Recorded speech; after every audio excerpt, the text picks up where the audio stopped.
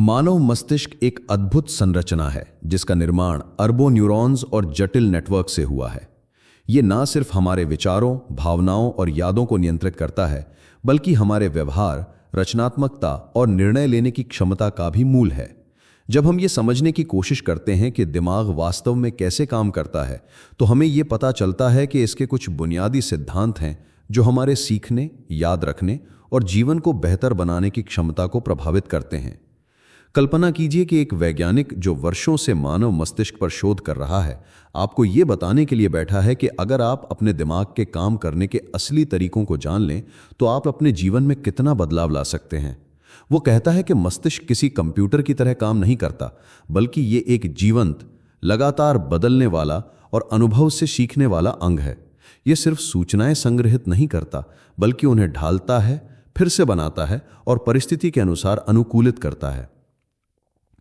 वो आपको बताता है कि मस्तिष्क की क्षमता का इस्तेमाल करने के लिए सबसे पहले हमें यह समझना होगा कि यह सबसे अच्छा तब काम करता है जब शरीर भी स्वस्थ हो। शरीर और दिमाग एक दूसरे से अलग नहीं हैं, बल्कि गहराई से जुड़े हैं। यदि आप नियमित व्यायाम करते हैं तो आपके मस्तिष्क में रक्त और ऑक्सीजन का प्रवाह बेहतर होता है, जिससे नई कोशिकाओं का निर्माण और पुराने नेटवर्क का सुदृढ़ीकरण होता है। ये कोई सामान्य फिटनेस की सलाह नहीं, बल्कि वैज्ञानिक तथ्य है कि शारीरिक गतिविधि आपके मूड को बेहतर बनाती है, तनाव को कम करती है और संज्ञानात्मक क्षमता को बढ़ाती है। यदि कोई व्यक्ति केवल दिन में आधा घंटा तेज चलने की आदत डाल ले, तो उसके मस्तिष्क की कार्य क्षमता में उल्लेखनीय सुधार हो सकता है। यही कारण है कि इतिहास में कई महान विचारक और दार्शनिक टहलते हुए विचार करते थे। जैसे जैसे आप उसके शब्दों को सुनते हैं, वो आगे समझाता है कि मस्तिष्क का विकास एक लंबी प्रक्रिया है। ये किसी मशीन की तरह एक बार में पूरा नहीं बनता, बल्कि समय के साथ धीरे धीरे विकसित होता है। बचपन से लेकर बुढ़ापे तक ये बदलता और सीखता रहता है। हर उम्र में इसके सीखने के तरीके अलग होते हैं। उदाहरण के लिए, एक छोटे बच्चे का मस्तिष्क भाषा और मोटर स्किल्स के लिए बेहद लचीला होता है, जबकि एक वयस्क का मस्तिष्क समस्याओं को हल करने और अनुभव के आधार पर निर्णय लेने में अधिक सक्षम होता है। अगर हम अपने जीवन भर जिज्ञासा बनाए रखें और नई चीज़ें सीखते रहें, तो हमारा दिमाग लगातार नए न्यूरल कनेक्शन बनाता रहता है, जिससे मानसिक क्षमता बनी रहती है। इसके बाद वो एक रोचक तथ्य साझा करता है। हमारा मस्तिष्क पैटर्न और कहानियों में सोचता है। जब भी हम कुछ नया सीखते हैं, दिमाग उसे पहले से मौजूद जानकारी के साथ जोड़कर एक पैटर्न में बदल देता है। इसीलिए कहानी के रूप में जानकारी प्रस्तुत करना सबसे प्रभावी होता है। यही कारण है कि हम बचपन में सुनी कहानियों को वर्षों तक याद रखते हैं, लेकिन सूखी तथ्यात्मक बातें जल्दी भूल जाते हैं। दिमाग के लिए भावनाएं और कहानियां एक तरह से गोंद का काम करती हैं, जो जानकारी को मजबूती से चिपका देती हैं। जैसे जैसे बातचीत आगे बढ़ती है, वो ये भी बताता है कि ध्यान केंद्रित करना मस्तिष्क के लिए एक चुनौती है। हम एक समय में सीमित मात्रा में जानकारी पर ही ध्यान दे सकते हैं। इसीलिए अगर हम लंबे समय तक बिना ब्रेक के कुछ पढ़ते या सुनते हैं, तो हमारी स्मृति और समझ दोनों कमजोर हो जाती है। शोध बताते हैं कि लगभग 10 मिनट के बाद हमारा ध्यान भटकने लगता है। इसलिए सीखते समय छोटे छोटे ब्रेक लेना जरूरी है। साथ ही मल्टीटास्किंग मस्तिष्क के लिए बेहद अप्राकृतिक है। जब हम एक साथ कई काम करने की कोशिश करते हैं, तो वास्तव में हमारा दिमाग बार बार फोकस बदलता है, जिससे दक्षता और गुणवत्ता दोनों गिर जाती हैं। अगर आप सचमुच प्रभावी बनना चाहते हैं, तो एक समय में सिर्फ एक काम पर ध्यान दें और उसे पूरा करें। उस वैज्ञानिक की बातें और गहरी होती जाती हैं जब वो नींद के महत्व पर आता है। नींद सिर्फ थकान दूर करने के लिए नहीं है, बल्कि ये मस्तिष्क के लिए एक सक्रिय मरम्मत और संगठन की प्रक्रिया है। सोते समय हमारा मस्तिष्क दिन भर के अनुभवों और जानकारियों को प्रोसेस करता है, उन्हें सही स्थान पर संग्रहित करता है और गैर जरूरी चीज़ों को हटा देता है। पर्याप्त और गुणवत्तापूर्ण नींद न लेने से न सिर्फ हमारी याददाश्त और सीखने की क्षमता प्रभावित होती है, बल्कि हमारा मूड, इम्यून सिस्टम और संपूर्ण स्वास्थ्य भी बिगड़ जाता है। वो आपको एक और रोचक बात बताता है। हर दिमाग अलग होता है। दो लोगों के अनुभव, सोचने के तरीके और सीखने की शैली कभी एक जैसी नहीं होती। ये विविधता मस्तिष्क की सबसे बड़ी ताकत है। अगर हम इसे समझकर अपनी सीखने और काम करने की विधि को व्यक्तिगत बनाएं, तो हम अपनी क्षमता का अधिकतम इस्तेमाल कर सकते हैं। यही वजह है कि शिक्षा और प्रशिक्षण में एक ही तरीका सब पर लागू करना हमेशा कारगर नहीं होता। वह आपको संवेदनाओं की शक्ति के बारे में भी समझाता है। मस्तिष्क के लिए हमारी इंद्रियां सीखने का मुख्य माध्यम है। जब हम एक साथ दृष्टि, श्रवण, गंध, स्वाद और स्पर्श के माध्यम से जानकारी लेते हैं तो वो अधिक गहराई से याद रहती है। यही कारण है कि व्यावहारिक अनुभव, प्रयोग और मल्टी सेंसरी लर्निंग बेहद प्रभावी होती है। उदाहरण के लिए, अगर आप सिर्फ एक रेसिपी पढ़ते हैं तो शायद वो याद न रहे, लेकिन अगर आप उसे खुद बनाते हैं, सूंघते हैं, चखते हैं तो वो स्मृति लंबे समय तक रहती है। जैसे जैसे ये बातचीत समाप्ति की ओर बढ़ती है, वो आपको ये एहसास कराता है कि मस्तिष्क एक स्थिर मशीन नहीं, बल्कि एक गतिशील, अनुकूलनशील और आश्चर्यजनक रूप से शक्तिशाली अंग है। अगर हम इसके प्राकृतिक नियमों को समझकर उनका पालन करें तो न सिर्फ हम अपनी सीखने की क्षमता और याददाश्त को बढ़ा सकते हैं, बल्कि अपने पूरे जीवन को बदल सकते हैं। ये समझ के दिमाग को कैसे पोषित करना है, कैसे प्रशिक्षित करना है और कैसे उसकी रक्षा करनी है, हमें मानसिक रूप से मजबूत, भावनात्मक रूप से स्थिर और बौद्धिक रूप से समृद्ध बना सकती है। उस वैज्ञानिक की आंखों में चमक थी, जैसे वो हर शब्द के साथ आपके दिमाग में एक नया दरवाजा खोल रहा हो। वो कहता है कि मस्तिष्क में एक अद्भुत गुण है, ये प्लास्टिक की तरह ढल सकता है। वैज्ञानिक इसे न्यूरोप्लास्टिसिटी कहते हैं। इसका मतलब है कि हमारे विचार, भावनाएं और अनुभव हमारे मस्तिष्क की संरचना को बदल सकते हैं। अगर आप कोई नई स्किल सीखना शुरू करते हैं, जैसे वाद्य यंत्र बजाना या नई भाषा बोलना, तो आपके मस्तिष्क में नए कनेक्शन बनने लगते हैं। अगर आप लगातार अभ्यास करते हैं तो ये कनेक्शन मजबूत होते जाते हैं। लेकिन अगर आप किसी स्किल का इस्तेमाल करना छोड़ दें तो वो नेटवर्क कमजोर हो सकता है। यही कारण है कि जो लोग जीवन भर सीखते रहते हैं, उनका दिमाग उम्र के साथ भी तेज बना रहता है। वो आगे बताता है कि मस्तिष्क सिर्फ तथ्यों से ही नहीं, बल्कि भावनाओं से भी गहराई से प्रभावित होता है। भावनाएं हमारे निर्णय लेने, समस्या हल करने और याददाश्त को सीधे प्रभावित करती हैं। जब हम किसी जानकारी के साथ एक गहरी भावना जोड़ते हैं तो वो जानकारी हमारी स्मृति में और भी मजबूत हो जाती है। उदाहरण के लिए, अगर आपने बचपन में साइकिल चलाना सीखा और उस दौरान किसी ने आपकी तारीफ की, तो वो याद आपके अंदर एक सकारात्मक भावना के साथ जुड़ जाती है और आप उसे जीवन भर याद रखते हैं। वो ये भी बताता है कि तनाव मस्तिष्क का एक बड़ा दुश्मन है।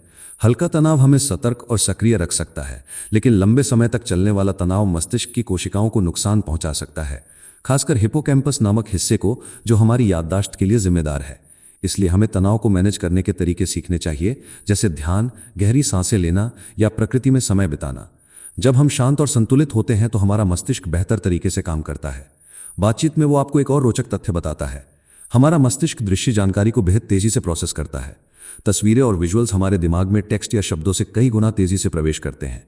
यही कारण है कि लोग एक फोटो को देखते ही उसके बारे में ज्यादा जल्दी और गहराई से समझ सकते हैं, लेकिन लंबा टेक्स्ट पढ़ने में समय लगता है। अगर हम किसी चीज को सीखते समय विजुअल इमेजरी का इस्तेमाल करें तो वो जल्दी और लंबे समय तक याद रहती है। फिर वो मुस्कुराकर कहता है कि हमें अपने दिमाग को बोर नहीं होने देना चाहिए। मस्तिष्क को नयापन पसंद है। अगर हम रोज एक जैसी चीजें करते रहें तो मस्तिष्क का उत्साह और सीखने की क्षमता घट सकती है। लेकिन अगर हम नई चुनौतियां लें, अलग माहौल में काम करें या नए शौक अपनाएं तो मस्तिष्क फिर से सक्रिय और जिज्ञासु हो जाता है। आप महसूस करने लगते हैं कि ये सारी बातें केवल थ्योरी नहीं, बल्कि आपके रोजमर्रा के जीवन में लागू हो सकती हैं। अगर आप इन नियमों को अपनाएं तो न सिर्फ आप बेहतर सीख सकते हैं, बल्कि अपने करियर, रिश्तों और मानसिक स्वास्थ्य में भी बदलाव ला सकते हैं। वो अंत में एक खास मैसेज देता है। मस्तिष्क की केवल किताबें पढ़ने या ज्ञान अर्जित करने से नहीं, बल्कि एक संतुलित जीवन जीने से होती है। नियमित व्यायाम, अच्छी नींद, पौष्टिक भोजन, भावनात्मक स्थिरता और लगातार नई चीजें सीखने की आदत, ये सब मिलकर आपके दिमाग को उसकी पूरी क्षमता पर काम करने में मदद करती हैं।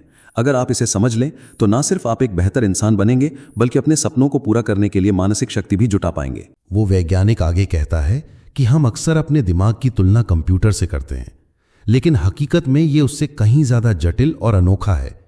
कंप्यूटर बिजली से चलता है, लेकिन मस्तिष्क सिर्फ बिजली पर नहीं, बल्कि रसायनों, भावनाओं और अनुभवों पर भी चलता है। आपके दिमाग में लगभग 86 अरब न्यूरॉन्स हैं और प्रत्येक न्यूरॉन हजारों कनेक्शनों के साथ जुड़ा हुआ है। ये कनेक्शन पल पल बदलते रहते हैं। जब आप कोई नया अनुभव करते हैं तो कुछ कनेक्शन मजबूत होते हैं और कुछ टूट जाते हैं।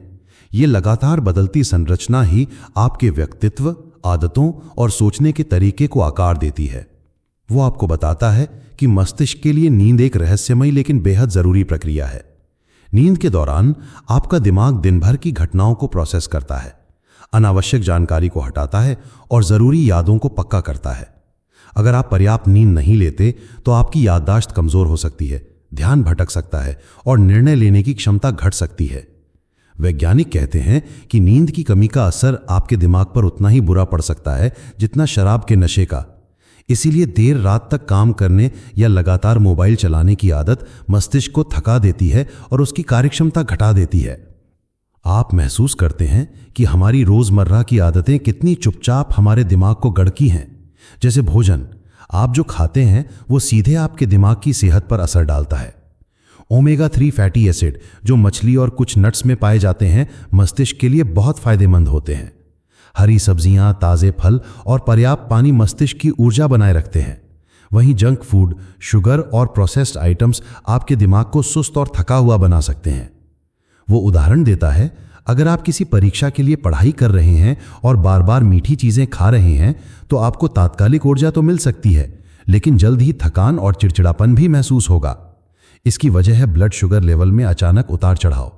इसके विपरीत अगर आप संतुलित भोजन करें और हाइड्रेटेड रहें तो आपका मस्तिष्क लंबे समय तक स्थिर और सक्रिय रहेगा। इसके बाद वो कहता है कि मस्तिष्क का एक और रहस्य है, ये दोहराव से सीखता है। जब हम किसी जानकारी को बार बार दोहराते हैं तो हमारे न्यूरल कनेक्शंस गहरे और स्थायी हो जाते हैं। यही कारण है कि बचपन में सीखी गई कविताएं या गाने हमें बुढ़ापे में भी याद रहते हैं। लेकिन यह दोहराव केवल एक ही तरीके से ना होकर अलग अलग संदर्भों में होना चाहिए। अगर आप एक ही जानकारी को अलग अलग समय और माहौल में दोहराएं तो वो दिमाग में और भी मजबूती से बैठ जाती है। फिर वो हल्के फुल्के अंदाज में कहता है कि हमारा दिमाग एक साथ बहुत सारी चीजें करने में उतना अच्छा नहीं है जितना हम सोचते हैं। मल्टीटास्किंग का मतलब है कि आपका दिमाग बार बार एक काम से दूसरे काम पर स्विच कर रहा है, जिससे उसकी ऊर्जा जल्दी खत्म होती है और गलतियां बढ़ जाती हैं। इसीलिए अगर आप वाकई किसी काम को अच्छे से करना चाहते हैं तो एक समय पर सिर्फ उसी पर ध्यान दें। यह एक साधारण लेकिन शक्तिशाली आदत है जो आपकी उत्पादकता को कई गुना बढ़ा सकती है। वो आपके सामने मस्तिष्क का एक और दिलचस्प पहलू रखता है। हमारे दिमाग को संगीत और कला गहराई से प्रभावित करते हैं। संगीत सुनना सिर्फ आनंद ही नहीं देता, बल्कि ये न्यूरॉन्स के बीच के कनेक्शनों को भी मजबूत करता है, भावनात्मक संतुलन लाता है और रचनात्मकता को बढ़ाता है। कला, चित्रकारी, लेखन, नृत्य, ये सब ना सिर्फ भावनाओं को व्यक्त करने के साधन हैं, बल्कि मस्तिष्क को नए पैटर्न और दृष्टिकोण सिखाने का तरीका भी हैं। धीरे धीरे बातचीत एक गहरी समझ में बदल जाती है। मस्तिष्क एक अद्भुत मशीन नहीं, बल्कि एक जीवंत बगीचे की तरह है, जिसे देखभाल, पोषण और समय की जरूरत होती है। अगर हम इसे प्यार और अनुशासन के साथ पोषित करें तो ये हमारे जीवन के हर क्षेत्र में फूल और फल दे सकता है। लेकिन अगर हम इसे अनदेखा करें तो ये बगीचा सूख भी सकता है। वो आखिर में एक प्रेरक वाक्य कहता है, अपने मस्तिष्क की शक्ति को समझो, उसे सही वातावरण दो और वो तुम्हें ऐसी ऊंचाइयों तक ले जाएगा जिसकी तुमने कभी कल्पना भी नहीं की होगी।